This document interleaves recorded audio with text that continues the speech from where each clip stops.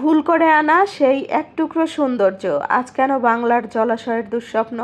আসলেই কি তাই? সেই ব্রিটিশ ঔপনিবেশিক আমলের কথা। দূরদেশ থেকে এক ইংরেজ সাহেব ফিরছিলেন, তার সাথে ছিল অদ্ভুত সুন্দর রকমের এক ফুল, আনা হয়েছিল অ্যামাজন নদীর অববাহিকা থেকে।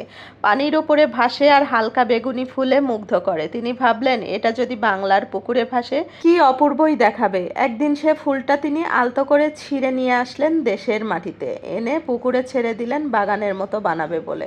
প্রথমে ছিল একটি নিরীহ শান্ত সুন্দর ফুল, কিন্তু কেউ ভাবতেও পারেনি এই একটি থেকে হাজারটি হবে, হাজারটি থেকে লাখো ছাড়াবে, লাখো থেকে কোটিতে রূপান্তরিত হবে। আর এক সময় পুরো নদী, খাল, বিল সব কিছু ঢেকে ফেলবে। পানি থেমে যাবে, নৌকা আটকে যাবে, মাছ হারিয়ে যাবে। আর সেই সৌন্দর্যের পিছনে লুকিয়ে থাকবে এক নীরব দখলদার। কি অদ্ভুত, তাই না?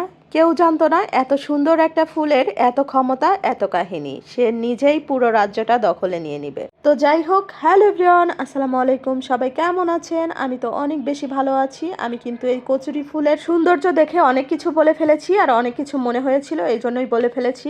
তো অনেক কিছু কিন্তু করেও ফেলেছি। আপনারা চিনতে পারবেন কিনা জানি না। এগুলো কিন্তু হাগরা গাছ, আর নদীর ধারে, খালের পাড়ে এই গাছগুলো হয়ে থাকে। আর এখানে আমাদের এখানে এতটাই নরম নরম গাছগুলো ছিল, একদমই ডাটার মতো, কোনো আঁশ নেই। দেখে তো লোভ সামলাতে পারিনি, কারণ অনেক ভিডিওতে অনেক আপুদের এই হাগরার ডাটা রান্না করে খেতে দেখেছি। আর এই ডাটাটা ডাল দিয়ে আবার মাছ দিয়ে রান্না করে খেত তারা। তো আমি আজকে ভাবছি অন্যরকম খাবো, যদিও ফার্স্ট টাইম খাচ্ছি, কেমন লাগবে জানি না। তো এই ডাটাটা আমি ছুলে নিয়েছি ডাটার মতো করে, তারপরে পরিষ্কার করে ধুয়ে নিয়ে চোচা সহ কয়েকটা আলু দিয়ে দিয়েছি। আর এখানে রসুন, পেঁয়াজ, কাঁচামরিচ, সরিষা, জিরা সব মিক্স করে একসঙ্গে বেটে নিয়েছি।